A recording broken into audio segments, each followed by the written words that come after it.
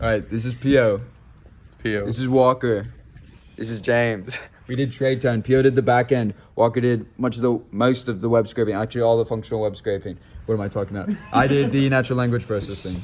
Okay, so for a quick rundown of the file structure before we get into how it works, it's just a Django backend. We connected the front end to this Django backend using Axios. It uses post and get requests to link the React front end with the Django backend. And James, what does the NLP do? How does it work? The natural language processing is involved in the actual semantic analysis of the data that we scrape from these financial news articles talking about stocks that we get from Yahoo.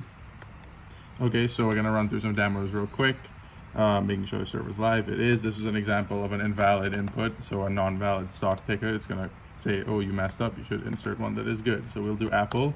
There's like crunch the numbers. All now it's running through James's This NLP is doing the web algorithm. scraping, and then it takes that data, these huge strings, and it throws them into a model, a pre-trained model called Finbert, and that is the most advanced, widely available financial analysis model. Some of It the is the metrics. most effective. Here are some of the metrics, as Pio was saying.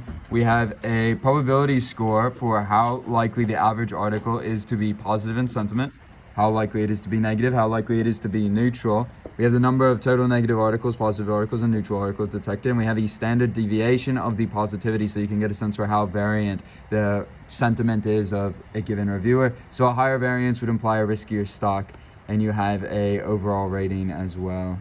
We'll do another one. AMD crunching the numbers. Overall rating is a class indicator, which indicates the sentiment that was actually negative, and this is positive. 0 is positive, or sorry, 2 is neutral. And in this case, you see much more positive articles here. 53% are likely to be positive, 42% are likely to be neutral, and only 5% are negative. Thank you so much. Thank you.